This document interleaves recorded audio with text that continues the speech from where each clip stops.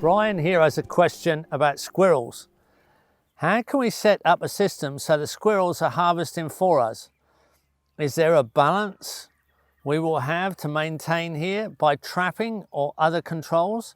I can see where what one squirrel or two squirrels might do could be beneficial, but thousands of squirrels would be a plague. You find with all hibernating animals, they will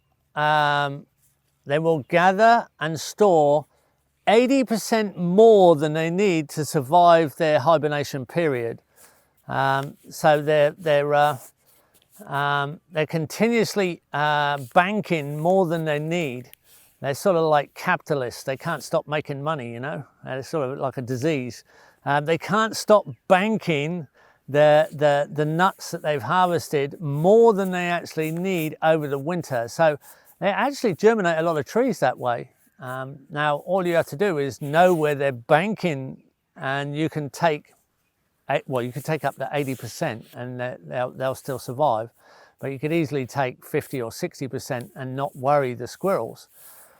So if you can set up ideal positions for them to store their nuts, which you would take a bit of a study, but start putting up boxes or different containers, and if they're regularly used by the squirrels, you've got a system you can extend.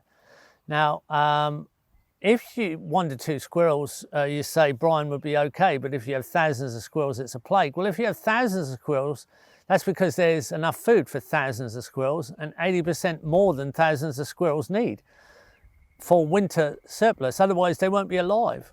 I mean, the reason you have thousands of squirrels is because there's enough food for thousands of squirrels, and more than enough, 80% more than they need to survive the winter, because that's the way hibernating animals are. So, of course, you can eat squirrels as long as you take the glands out from underneath their little legs, and there's a bit of a technique for that. I think you can find that in America in a cookbook called the White Trash Cookbook. It's quite interesting. There are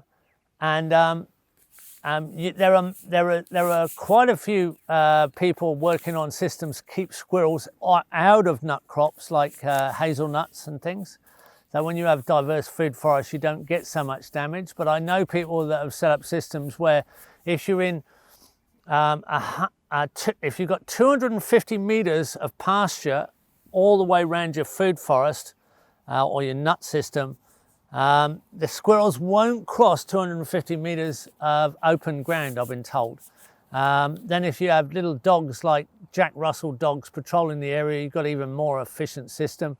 And of course you want to put up predatory bird boxes and predatory bird perches and owl perches in case they move in at night to reduce the number of squirrels. So like deer, like rabbits, like all of these things, there are ways that we can look how nature moderates population. We can favor predators and disfavor pests, and gain a good enough low energy input production to make it all worthwhile.